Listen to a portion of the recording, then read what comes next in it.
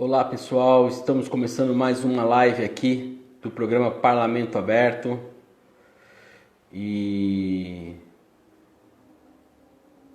hoje nós vamos falar com o Antônio Sestaro, presidente da Federação Brasileira das Associações de Síndrome de Down. Esse é um assunto muito importante sobre a questão da inclusão em tempos de pandemia. O pessoal que foi entrando aí, o Antônio já está aqui conosco. Vamos lá, vou chamar ele aqui. Hoje deu tudo certo, acredito que vai também dar tudo certo aqui durante a nossa conversa, que vai ser muito legal, um assunto muito importante. Olá, Antônio Sestaro, presidente da Federação Brasileira das Associações de Síndrome de Down. Seja muito bem-vindo aqui à nossa live do programa Parlamento Aberto. Boa tarde, tudo bem? Tudo bom? Tudo bem, tudo certo. Você está me ouvindo? Estou te ouvindo. Tô te ouvindo. O senhor me ouve também? Muito bem, eu vou ficar sem o fone de ouvido, que eu acho que o som tá bom. Perfeito, perfeito. Antônio, né? Posso chamar de Antônio mesmo, pelo nome, né? Claro. Pode.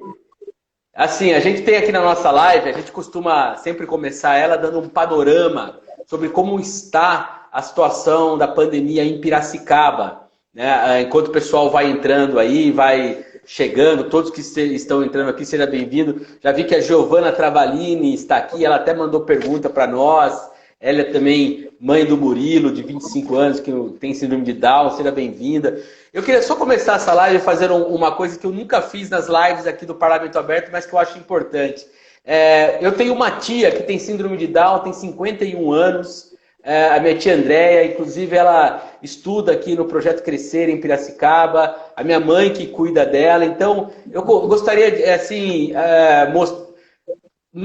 dedicar essa live para minha tia, que eu tenho a sorte de tê-la como tia, porque ao longo da minha vida eu tive a possibilidade de ter um contato com uma pessoa com síndrome de Down, que é a minha tia, e com isso acabei aprendendo muito, né? Aprendendo bastante sobre todo o universo da pessoa com síndrome de Down e toda aquela capacidade que eles têm de deixar a gente ainda mais humano, né? Então, assim, eu queria dedicar essa live para minha tia. Dito isso, queria falar os dados do radar do coronavírus em Piracicaba, né? Hoje tivemos a confirmação de 67 novos casos confirmados de coronavírus na cidade.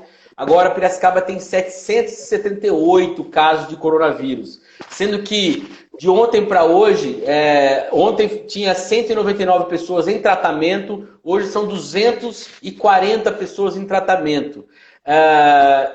Claro, assim, tanto tratamento em casa, quanto em tratamento em UTIs, quanto leitos de enfermaria, e ainda tem 300 pessoas suspeitas com o coronavírus, né, do coronavírus em Piracicaba. E também foi registrado um óbito. De ontem para hoje, chegamos a 40 pessoas que já faleceram por conta do coronavírus em Piracicaba, infelizmente. Um detalhe importante dos dados de ontem para hoje é que dos 67 casos que foram confirmados, 43 estão no Lar dos Velhinhos. Então, infelizmente, é mais uma entidade que trabalha que atende as pessoas, os idosos. Nós já tivemos o caso lá do Lar Betel, já tivemos o caso do Bem Viver, e agora, infelizmente, também temos aqui o Lar dos Velhinhos, que tomou diversas atitudes para tentar minimizar, tinha conseguido segurar até agora, não tinha caso, estava indo muito bem. Infelizmente, teve esses dados aí, e a gente fica sempre muito preocupado. Ao mesmo tempo, dá uma boa notícia: o governo do estado de São Paulo hoje ele entregou 977 respiradores para hospitais em 20 municípios da Grande São Paulo, do interior e do litoral. Tá? Inclusive, o senhor está falando de Santos. Santos recebeu novos respiradores, né? Foram 5 enviados para Santos, sendo que Piracicaba recebeu 10. Tá? Foram 10 respiradores enviados para cá. E de acordo com a assessoria do governo do estado de São Paulo, os respiradores eles foram enviados para os lugares em que há mais prioridade por conta da situação da quantidade de novos infectados, de pessoas em tratamento. Então, isso mostra também um pouquinho, dá um pouquinho da dimensão de como está a situação em Piracicaba, por ter recebido 10 respiradores, né? Então, mostra essa urgência. E também, dentro desse trabalho que o governo do estado está fazendo, eles estão tentando manter o nível de ocupação das UTIs a 80% no estado. Porque como existe o plano de ação para voltar a funcionar alguns comércios, alguns segmentos comerciais, eles estão adotando essa postura também de tentar manter a ocupação das UTIs abaixo dos 80%, para poder, né, se a pessoa for infectada e precisar de tratamento, a gente ter esses leitos. Mas aqui nós vamos falar sobre um assunto muito importante aqui, muito caro para todos nós, né? O senhor também, né, Antônio, o senhor é pai do Samuel Sestaro, um jovem com síndrome de Down, né? E também todo um trabalho, um currículo muito importante, presidente da Federação Brasileira das Associações de Síndrome de Down, conselheiro titular do CONAD, que é o Conselho Nacional dos Direitos da Pessoa com Deficiência, um dos fundadores da Associação Up Down, lá de Santos, né? Lá no ano de 92, quando isso era ainda um tabu, né? Inclusive, né? Não se falava tanto como a gente se fala hoje, né? E também um dos fundadores da própria Associação Brasileira, que desde 95 faz um trabalho muito importante na disseminação das informações e da cultura de acolhimento às pessoas com síndrome de Down. Mais uma vez agradeço a atenção do senhor e queria já começar falando um pouquinho do relatório que a Down Syndrome International realizou no mês de abril, inclusive buscando informações junto às organizações membro da Down Syndrome International. E gostaria que o senhor explicasse como que foi construído esse relatório, qual que foi a preocupação para que ele fosse editado e como ele tem sido, né, como ele tem atendido as necessidades aí da população em termos de informação, sobretudo para os cuidados das pessoas com síndrome de Down. Bom, primeiro, boa tarde a você, a todos, né? Para mim é uma honra e vamos fazer assim, esse programa em homenagem à sua tia, né? Com 51 anos, e vai ser uma honra a gente estar aqui homenageando numa live tão importante como essa, né? Quero cumprimentar o pessoal da Câmara aí dos Vereadores de Piracicaba, o povo de Piracicaba, tem o vereador Lair Braga, que eu já tive contato aí há um tempo atrás, cumprimentar o pessoal da nossa afiliada aí de Piracicaba, o Espaço Pipa, a Bruna, a Silvia, o Rafael, que são umas pessoas fantásticas que estão junto com a federação nesse trabalho. Bom, esse questionário que veio, né, da Down Syndrome International, ele veio, na verdade, buscar, porque assim, né, essa pandemia pegou todo mundo de surpresa, né? A área da saúde, então, ela não sabe até agora o que fazer e como fazer, né? Então, esse questionário, ele tentou, né, nas questões que ele nos encaminhou, ter uma sensibilidade no mundo, né, daquelas que são ligadas ao Síndrome International, como que estavam as associações, como que estavam as pessoas nas regiões de diversos países, né? Ora, foi todo mundo pego de surpresa, né? Então, as questões de saúde, e aí aproveito aqui para agradecer o Instituto Alana, que nós, provocados pelo Instituto Alana, fizemos um hot site no site da federação, principalmente na questão da saúde, doutor Fábio Watanabe, Marcelo Altona, doutora Ana Cláudia Brandão também, justamente para tentar entender, né, o que esse vírus iria impactar na vida das pessoas com a síndrome de Down. Se nas pessoas sem a síndrome a medicina não sabia nada, nada também sabia em relação às pessoas com a síndrome de Down. E qual foi assim, um cenário que eu vi no questionário? Que os países estavam fazendo um atendimento de saúde dentro de cada condição do seu país, né? O Brasil também Isso trouxe para a gente assim uma realidade, né? Entre aspas, triste realidade de um lado e boa de outro, que o nosso sistema de saúde ele é quase que único no mundo, né? Com essa gama de atendimento. Mas, por outro lado, a dificuldade principalmente de UTIs, né? Recentemente eu vi uma pesquisa, me causou assim, muita estranheza, de que somente em torno de 37% dos municípios do Brasil têm UTI. Olha só o que nós estamos dizendo. Estamos dizendo que o Brasil tem 5.560, 5.500 e poucos municípios, e que somente 2.000 e poucos municípios têm UTI. Essa é uma realidade que nós vamos ter que enfrentar depois da pandemia. Então, o questionário veio e a resposta que nós tivemos foi: o sistema de saúde está atendendo a população com síndrome de Down de acordo com a sua capacidade, né? Em relação às entidades, o que aconteceu no Brasil e no mundo? Muitas entidades tiveram que parar o seu atendimento pelo isolamento social, né, para a garantia desse público em questão de isolamento. Então, parou-se todas as atividades das associações no Brasil e no mundo, né? Então, essa foi uma outra realidade. Como algumas associações conseguiram continuar o seu trabalho virtualmente, né? Então, de alguma forma, ou numa terapia, ou no atendimento, ela pôde continuar. Mas a maioria teve que fechar as portas. Fechar as portas porque as pessoas com síndrome de Down, por estar num grupo de risco, né? Principalmente as crianças que têm a sua formação do sistema respiratório diferenciado, tem uma influência de problemas cardíacos em quase 50%, elas têm que estar numa condição de maiores cuidados para que não sejam contaminadas pelo vírus, pelo menos nessa primeira fase, né? Porque é a fase em que o sistema de saúde, os hospitais fazem que estão em colapso. Em algumas cidades já estão em colapso, né? Hoje, vendo a matéria nos jornais, lá na região do Pará, lá as pessoas estão, infelizmente, é muito triste falar isso, né?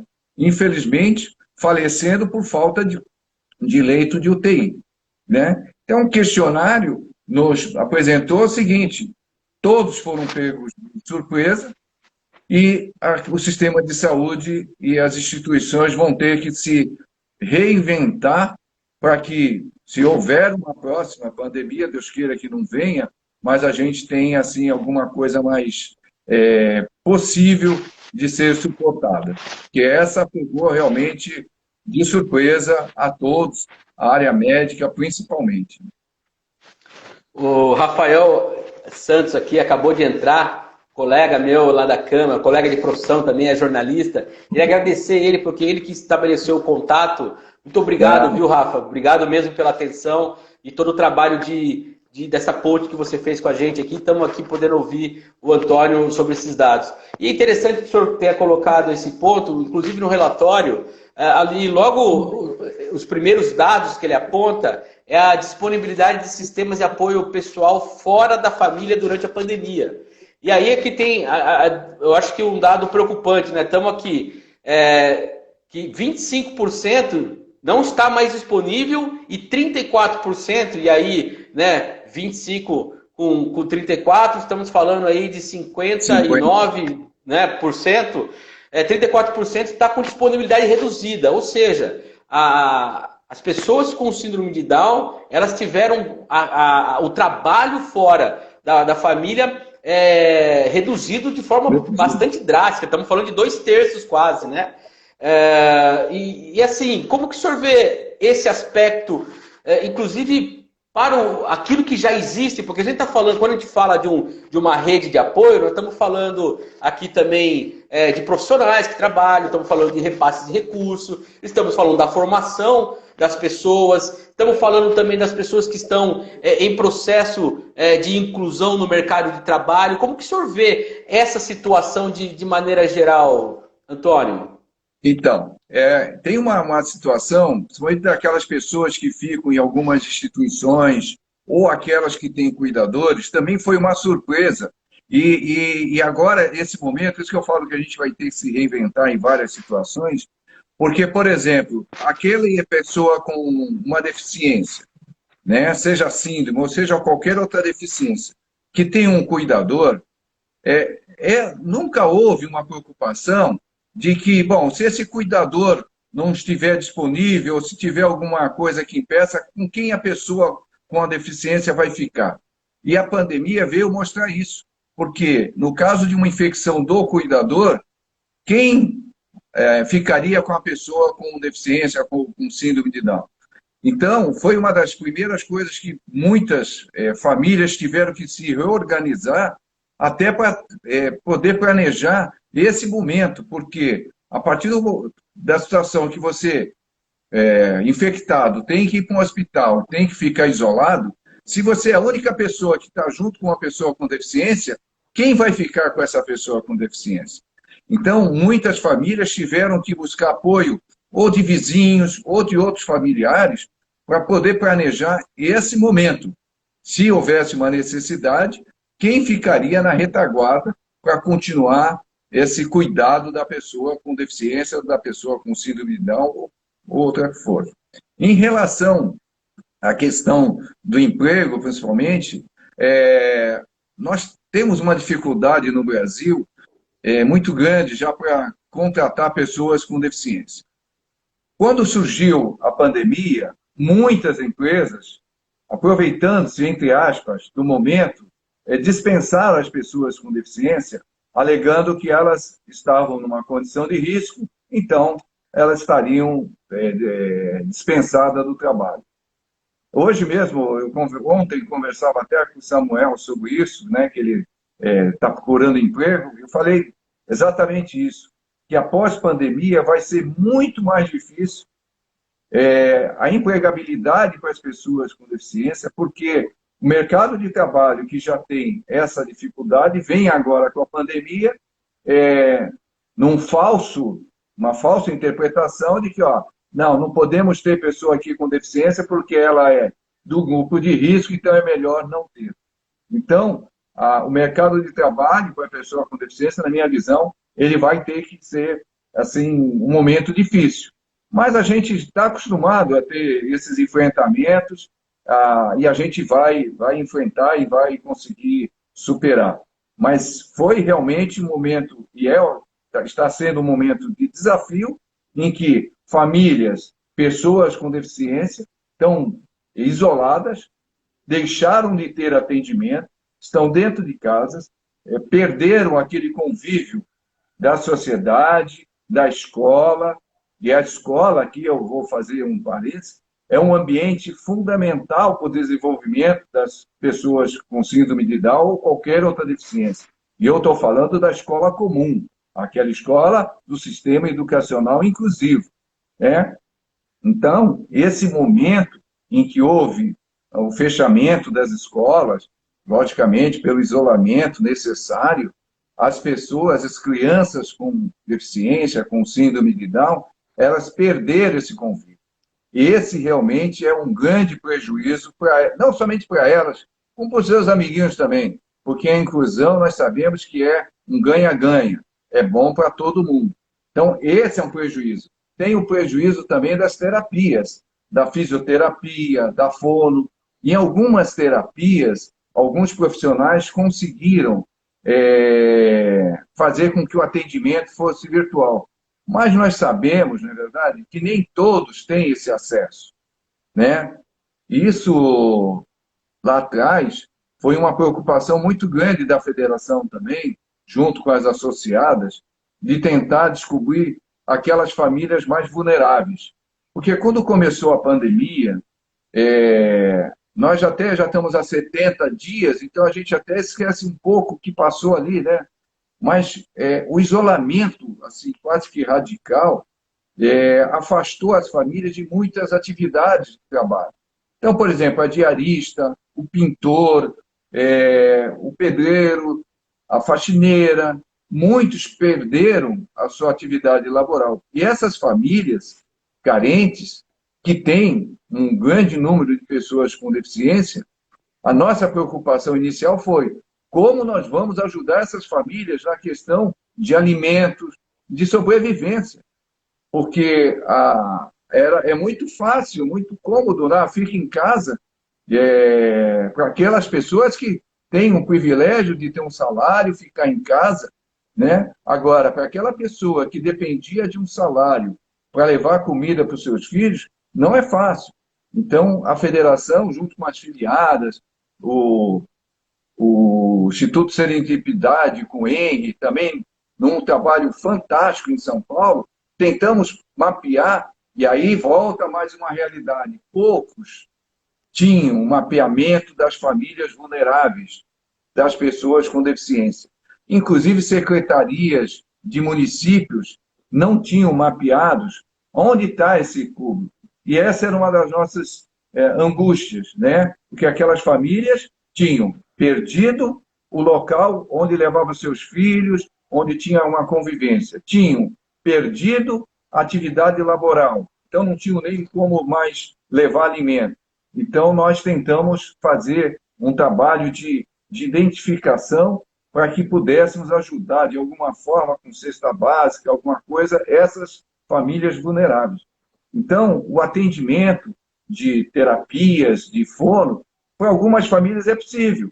É possível que tenha um computador, tenha uma internet, mas nós sabemos que grande parte dessas famílias não tem. É como a escola, é como o ensino à distância. Ele funciona, lógico, para aquelas famílias que têm a condição e para aquelas famílias que não têm a condição do acesso, né? Da acessibilidade a esse meio de comunicação. Então, isso tudo a gente teve uma preocupação muito grande de tentar mapear e diminuir o impacto que foi o impacto inicial da pandemia. O Rafa mandou aqui um agradecimento, um grande abraço ao nosso presidente, né? Referindo-se ao senhor, e também parabenizando pelo trabalho do Parlamento Aberto. Temos aqui também a fala do vereador André Bandeira, parabéns pelo trabalho, presidente. E está falando aqui, ó, juntos pela inclusão e respeito a todos em nossa sociedade. O vereador André Bandeira tem uma luta muito bonita também na questão da deficiência. Então, assim, agradeço a palavra do vereador. E aqui, antes de entrar, o Rafael fez uma pergunta, mas antes de entrar na pergunta do Rafael, eu queria só pontuar, nesse trabalho de mapeamento, o que vocês conseguiram fazer em termos de articular essa rede?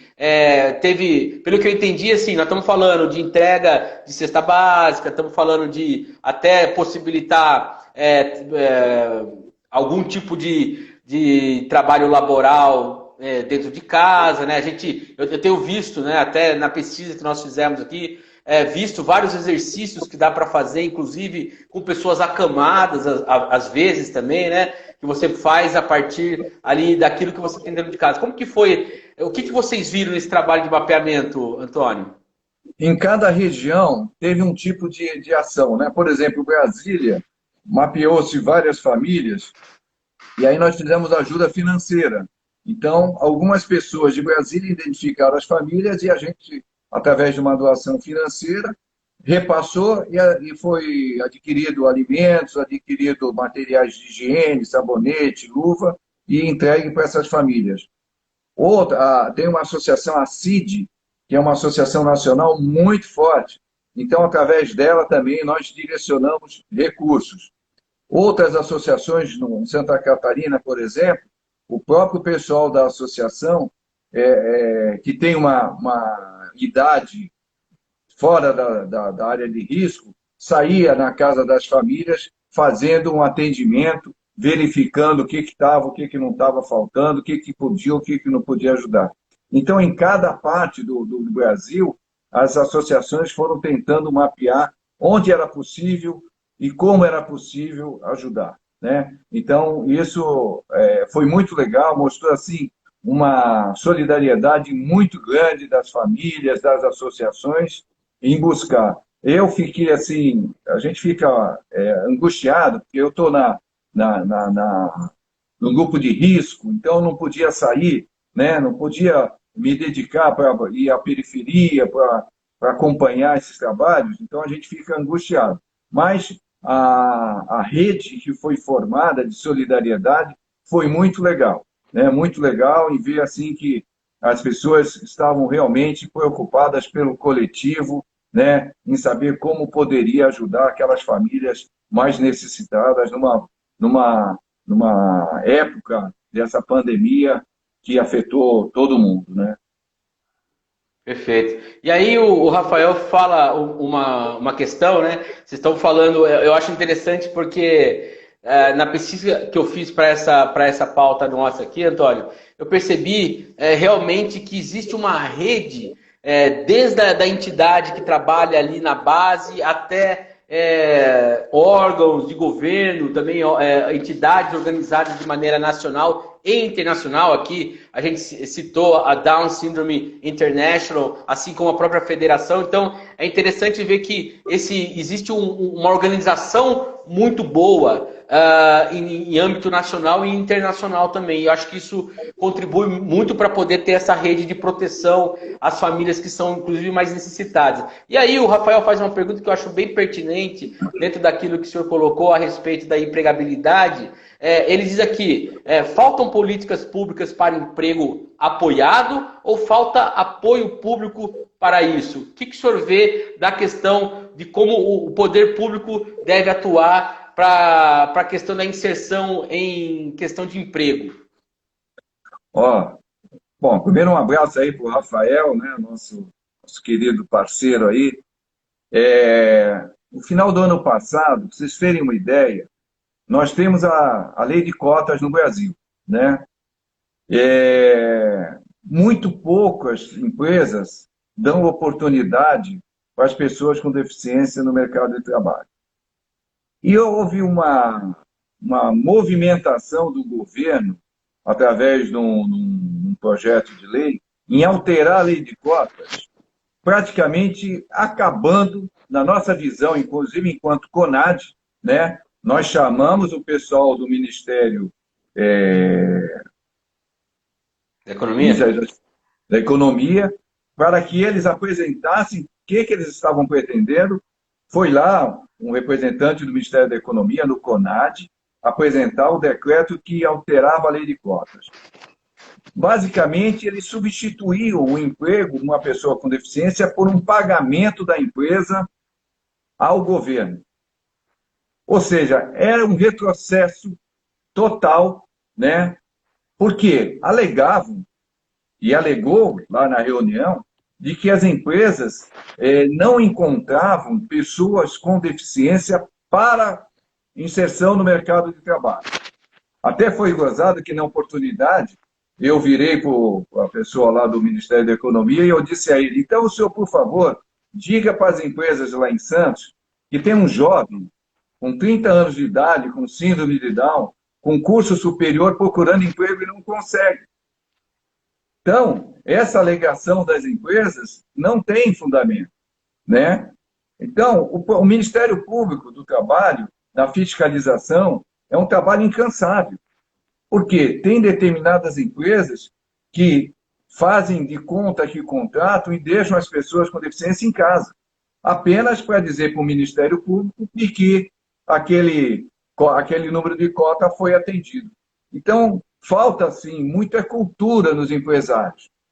Há 2 dias atrás, eu assisti uma live sobre empregabilidade, até com o Fernando, que do Meta Social, é um parceiro nosso, falando justamente sobre isso, que os Estados Unidos tem quase 30% já das pessoas com deficiência no mercado de trabalho, e o Brasil em torno de 1%.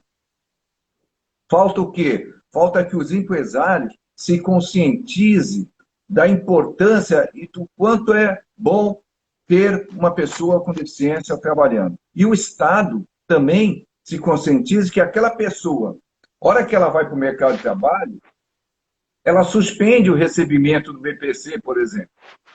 Ela vai contribuir com o INSS. Perfeito. Então, essa pessoa... Sem contar o aspecto humano, né? Tem que ter o aspecto humano nisso também, né? A gente tem que pensar na pessoa que está ali se tornando, está buscando uma independência. Eu acho que também não podemos perder de vista esse aspecto que, a meu ver, é o fundamental, né? Sim, porque a vida é feita de etapas, né? Você tem a etapa lá da infância, da escola, da adolescência, e depois vem a etapa natural do trabalho. E isso é uma valorização para a pessoa importantíssima, né? Importantíssima. Eu vejo os jovens que trabalham, que têm alguma deficiência, esse valor é importante não só para eles, para qualquer pessoa. Qualquer pessoa que está no mercado de trabalho, ela se sente valorizada. E para as pessoas com deficiência, por essa não acreditar dos empresários, não entender do governo, né, de que essa pessoa vai ser produtiva, vai contribuir, é que dificulta o acesso ao mercado de trabalho, né? Então, Perfeito. a gente vai, depois da pandemia, voltar de novo ao mercado de trabalho. Esse decreto nós pedimos para ser, inclusive, arquivado, porque o CONAD não aceitou. O CONAD, nesse ponto, ele foi rigoroso na sua postura de não aceitar essa alteração no decreto onde traria prejuízo para as pessoas com deficiência. Então, nós pedimos o arquivamento. E vamos continuar atentos, né? Continuar atentos para que nenhum retrocesso a gente tenha, não só na área do trabalho, como também na área da saúde. Perfeito. Eu queria só registrar aqui que minha mãe acabou de entrar na live, e a minha mãe é que cuida da minha tia, que é a tutora, né? Que é a responsável por ela, né? Então, vou mandar um beijo para minha mãe aqui. Obrigado, viu, mãe, por você estar acompanhando aqui. E agora, também eu queria só reforçar. Quem que tá? Tá passando aqui os dois. Só pedir para eles falarem um oi aqui. Peraí. Samuel e a Isabela aqui. Oi! Olá, Samuel, Isabela, tudo bem? Tudo bem? Sejam bem-vindos aqui. Obrigada. Tudo bem? Como vocês estão? Estão se cuidando Estão se cuidando na pandemia? Lógico. É isso aí, hein? Vamos cuidar de todo mundo aí. Tá bom. Ah, beleza. Valeu. Acabaram de fazer academia agora, os dois. Que legal, que legal. E aí eu queria voltar no assunto aqui que eu acho que é importante a gente salientar. Voltando um pouquinho até no relatório da Down Syndrome International, que é a questão da educação. O senhor pontuou, mas eu gostaria de fazer algo um pouco mais específico, assim, mais profundo, né? Que eu acho importante. Fala-se muito na educação à distância, mas o quanto que, pela experiência que o senhor tem, tanto com o Samuel, quanto dentro da própria federação e todo o trabalho que o senhor realiza, o quanto que perde para a formação da pessoa com síndrome de Down a falta desse convívio ali da escola, do convívio com os colegas, toda essa relação social que a escola proporciona? Olha, perde muito. Perde muito, porque o convívio escolar ele é insubstituível, né? É insubstituível. Os desafios que o Samuel enfrentou na escola comum, junto com os amigos dele, ele não enfrentaria dentro de casa no ensino à distância, né? O aspecto pedagógico pode até ter seu grau de aceitação, mas o aspecto de convívio é insubstituível. O convívio numa escola, dos desafios das corridas, da conversa, dos sonhos, né? O Samuel e todos os jovens, todos aqueles que estudam em escolas comuns, não vou falar regular porque a outra não é irregular, a escola comum, os sonhos, eles são muito mapeados de acordo com o ambiente que ele está também. Então, o desenvolvimento deles é impressionante. Então, esse convívio, se tirar da sala de aula, na minha visão, é um prejuízo inestimável, sabe? A sala de aula, o ambiente escolar, os amigos, o exemplo, né? As conversas, os sonhos. Um dos sonhos assim quase que imediatos que o Samuel teve no ensino secundário foi fazer intercâmbio nos Estados Unidos, né? Por quê? Porque os amigos que ele tinha lá tratavam esses assuntos de uma forma muito natural entre todos, né? Então, esse convívio da sala de aula, da escola, ele é, na minha visão, insubstituível para qualquer tipo de proposta de ensino à distância. Nós, inclusive, somos totalmente contrários, porque vai tirar a possibilidade dessa pessoa, dessa criança estar dentro de um colégio, estar dentro de uma sala de aula. E pior que isso, quando a gente fala de uma educação, de um sistema educacional inclusivo, quando a convenção vem e diz que só existe um sistema educacional, ela vem com uma proposta que a federação luta há 25 anos, que é uma proposta de mudança na sociedade, né? E como eu mudo uma sociedade? Pela educação, né? Ora, se eu tiro essa criança lá da sala de aula e eu deixo ela dentro da seu lar, quando que a sociedade vai ter convívio com essa criança? Não vai ter. Por quê? Quando essa criança for para a sociedade, já adolescente, a própria sociedade vai olhar e vai falar: quem é essa pessoa que eu não conheço? Por que que eu fui impedido de ter o convívio de pessoas com deficiência na minha escola?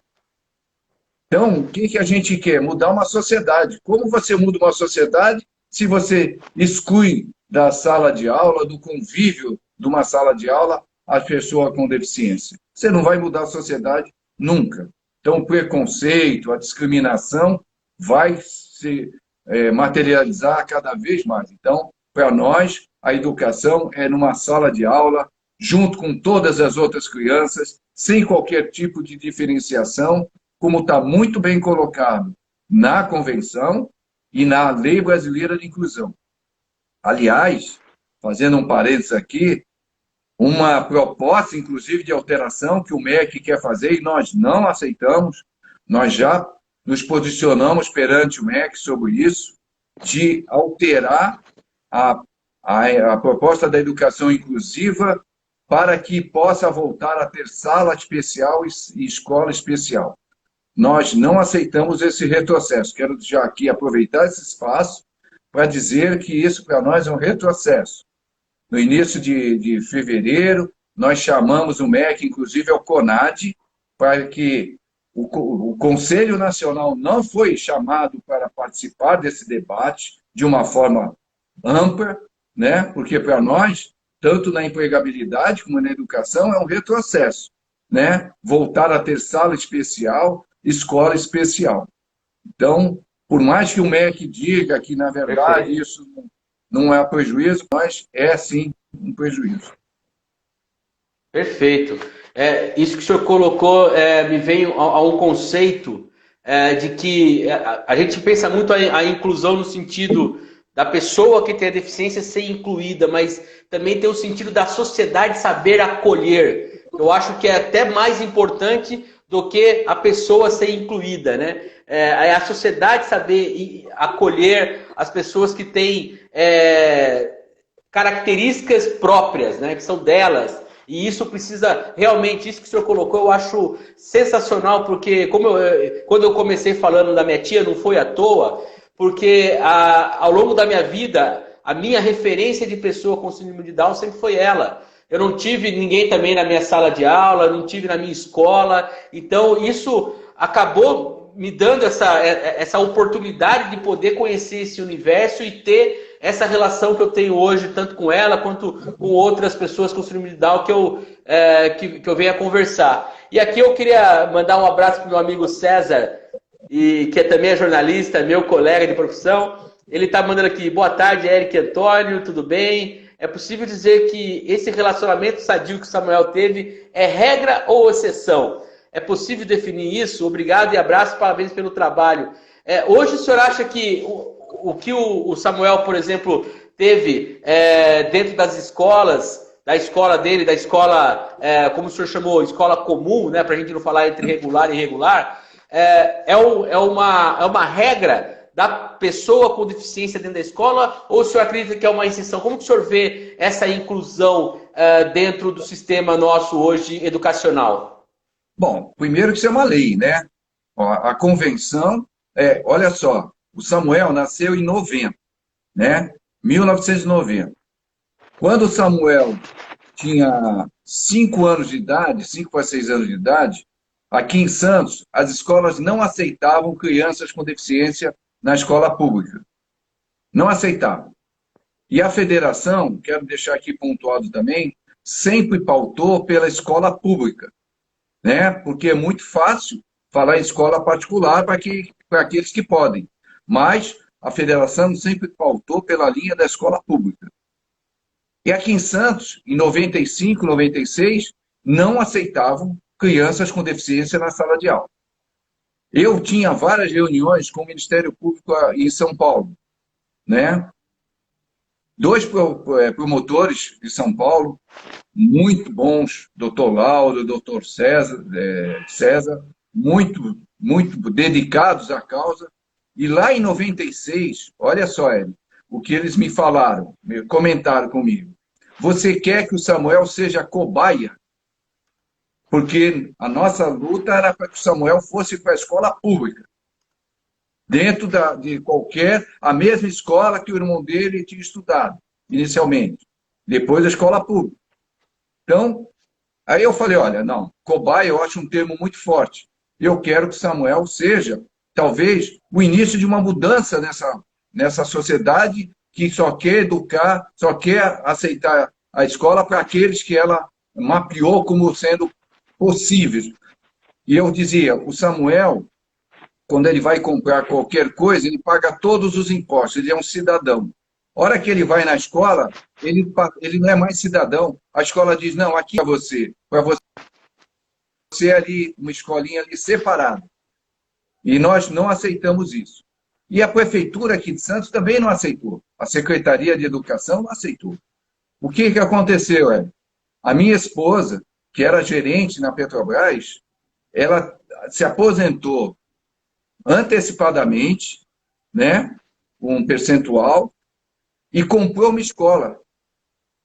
Ela comprou uma escola e inseriu várias crianças com deficiência nessa escola. O que aconteceu no final do ano? A Secretaria de Educação nos chamou e disse, olha, a partir do ano que vem, nós vamos abrir todas as escolas para a matrícula de crianças, tenham ou não tenham deficiência. De imediato, 400 crianças foram matriculadas nas escolas de Santos. A minha esposa vendeu a escola e o Samuel foi para a escola pública. E o porquê eu falo escola pública? Falo para o MEC, toda vez que a gente tem oportunidade em Brasília, e já falamos para vários ministro Haddad, ministro Cristóvão Buarque, na época. Por que a escola pública? Porque o Brasil tem 5.500 e poucos municípios. Algumas instituições no Brasil têm 2.000 e poucas instituições. Ora, onde é que estão as crianças de 3.000 e poucos municípios? As crianças com deficiência. Eu sei onde estão, porque eu já andei esse país, até a pedido do próprio Ministério da Educação, falando para os professores sobre a inclusão. Eu sei onde estão. Elas estão dentro de uma perua escolar, viajando 20, 30 quilômetros, para poder ir numa cidade que tem lá uma instituição que recebe essas crianças. Nós não queremos mais isso. Isso afronta, inclusive, o próprio Estatuto da Criança e do Adolescente. O Estatuto da Criança e do Adolescente diz lá que a criança tem o direito da escola mais perto da sua casa. Ora, como que a escola mais perto da minha casa é a 50 quilômetros? Então, hoje, esse convívio que o Samuel teve, que lá em 95 nós conseguimos, pela nossa insistência, e depois, lutando em Brasília, por um texto que veio à convenção no Brasil em 2008, ou seja, 13 anos depois, veio uma convenção praticamente trazendo no texto dela tudo que a gente lutava lá nos anos 90.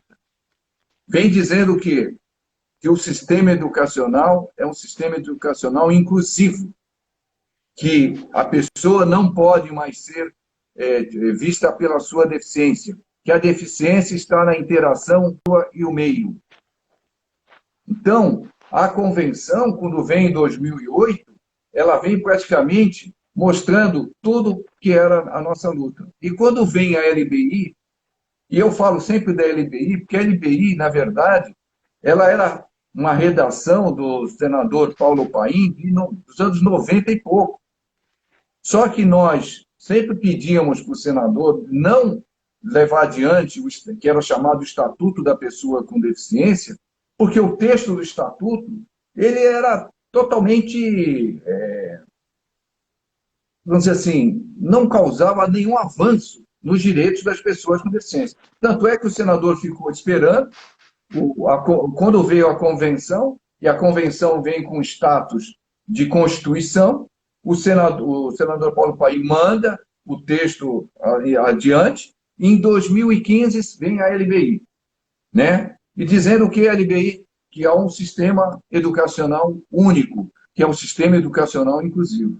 Então, essa nossa luta da federação pela escola pública, essa nossa luta pela escola comum, em ter as pessoas com deficiência, é a luta a oportunidade que foi dada ao Samuel e a vários outros, que a gente não quer. Hoje, 90% estão na escola comum, 10% ainda não. Nós queremos que todos estejam na escola comum. E aí, se você me permite, eu quero chamar a atenção dos pais.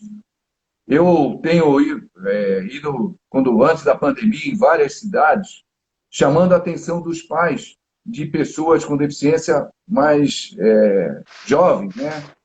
Mais recentes. Porque os pais atuais, eles não percebem, eles têm que perceber, na verdade, que tudo isso que foi conquistado foi a duras penas. E que eles não podem achar que está tudo pronto e acabado. A pessoa com deficiência ela tem que estar constantemente em vigilância. Hoje mesmo eu estava assistindo uma live sobre a judicialização na saúde e o Covid-19, né? Os promotores, juízes que estavam lá, falaram de muitas coisas e muitas pessoas. Em nenhum momento citou a pessoa com deficiência. Então, essa invisibilidade não pode faz acharem que a convenção está aí, a LBI está aí, porque quase todos os dias, no ano passado, um deputado ou um senador apresentava projeto de lei querendo mudar a lei brasileira de inclusão, né? Eu mesmo tive a oportunidade de conversar com um deputado em Brasília, no ano passado, em que ele apresentou um projeto de lei totalmente contrário à convenção.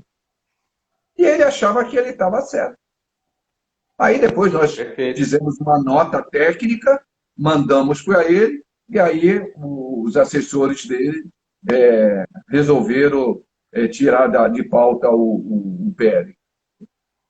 Perfeito, eu acho que isso que o senhor colocou da LBI é fundamental, porque nem a própria democracia é um Estado, é algo consolidado, ela é conquistada nas gerações, ela é conquistada diariamente, então tudo que tem referente às leis, aplicações das leis, os desenvolvimentos, precisa da sociedade sendo bastante atuante como o senhor é, e aí eu queria fazer aqui os elogios que estão postos aqui a Sofia. Não me chama de você. Tá bom. A Sofia está aqui concordando com você, ó, não aceitamos nenhum retrocesso. A Bruna também não aceitaremos retrocessos. A Vitória Dal também parabenizando, muito perfeitas as colocações. Também tem aqui a Sofia de novo, a família Sestaro nos representa, são exemplo de inclusão. E aqui, Antônio, eu queria aproveitar, né? Você colocou o Fernando, né? O senhor citou o Fernando lá da Meta Social, ele também entrou aqui na nossa live, seja muito bem-vindo. E o senhor você colocou, desculpa, agora eu estou com o senhor na cabeça. A questão da universalidade a universalidade do Estado, né? Eu acho que isso é fundamental. O Estado não tem que escolher quem ele vai atender, não. O direito é para todo mundo nasce com esse direito revestido, e isso é importante. E aqui, eu também vou citar um pouco da experiência que nós temos na Câmara de Vereadores, com a Câmara Inclusiva, que é um trabalho que a gente tem chamado as entidades que atuam com pessoas com deficiência para ver os acessos da Câmara. E nós tivemos um choque de realidade gigantesco de como que, para a pessoa que tem problema de mobilidade, o elevador não serve da maneira como a gente acha que serve, a pessoa que tem algum tipo de deficiência intelectual também, dependendo da forma como a gente escreve, não serve. Então, a própria relação da sociedade, se ela quer ser inclusiva de fato, ela precisa escutar as pessoas que são pessoas com deficiência, porque é delas que virá a solução. Eu acho que isso que o senhor colocou é muito importante, e aqui aproveito para fazer uma pergunta, né, que eu falei lá no começo, que a Giovana Travalini, que é a mãe do Murilo, e ela mandou aqui... e que eu acho que é muito interessante para a gente já está com 51 minutos de live, até para a gente começar a pensar aqui no nosso finalmente.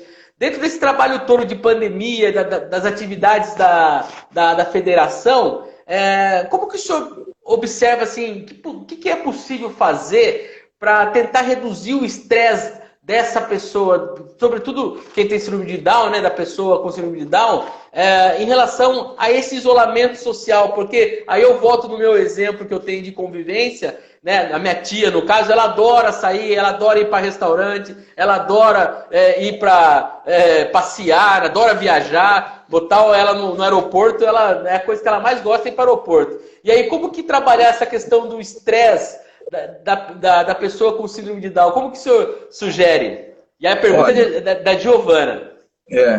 Ô Giovana, eu entendo o seguinte, cada caso vai tratar de um jeito, né? Primeiro é a conversa, é o entendimento e na verdade, a postura que a família adota, né? Por exemplo, aqui em casa, vou falar aqui, o que está acontecendo aqui? O Samuel está morando com a noiva, com a Isabela. Estão com o casamento marcado agora para novembro. Quando começou a pandemia, nós vamos ter que ficar em casa. Dispensamos a moça que ajuda, então o trabalho é nosso. Então vamos dividir as tarefas. Cada um vai ter uma tarefa. Então, a depender da idade da pessoa com síndrome de Down, ela pode desenvolver uma tarefa. Ela vai entrar no mesmo ritmo das demais pessoas que estão na casa. Então, essa é uma forma que a gente viu aqui de reduzir o estresse. Então, não. Então, eles têm atividade de faxina, de mesa, de lavar louça, de fazer arrumação de quarto, de fazer a academia deles. Essa é uma realidade dele aqui. As famílias têm que encontrar, primeiro, é a conversa. O casamento deles, por exemplo, é ainda difícil para que eles entendam a possibilidade que está ocorrendo de adiar o casamento. Então, diariamente, a gente trata com eles as informações que vêm do sistema de saúde. Olha, aumentou o número de que, olha, está assim, vai flexibilizar. Então, a gente tem trabalhado com eles isso, que é um estresse, porque eles têm lá um compromisso, um sonho a ser realizado, e esse sonho está chegando e a pandemia está aí, não sai, né? Então, rezam todo dia, né? Tem lá, cada um tem a sua religião, rezam para que o vírus vá embora. Esse está sendo uma forma de diminuir o estresse. Outros que eu tenho conversado levam os filhos para sair de carro com aqueles cuidados todos, para tentar mudar um pouquinho o espaço em que estão, né? Porque ficar dentro de 4 paredes, 24 horas por dia, vários dias seguidos, é difícil, né? E outros estão buscando atividades lúdicas, né? De ensinar, de conviver com a criança dentro daquele espaço, criando brinquedos, criando diversão, e passou a ter na família até uma maior aproximação daquela criança. Porque muitos pais, e aí a gente tem que colocar,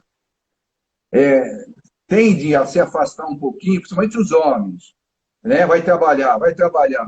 e a criança com a deficiência fica ali, só vê à noite. E agora não, agora é a oportunidade de estar junto, de buscar os desafios, de buscar essa convivência muito saudável dentro da família, né? Perfeito.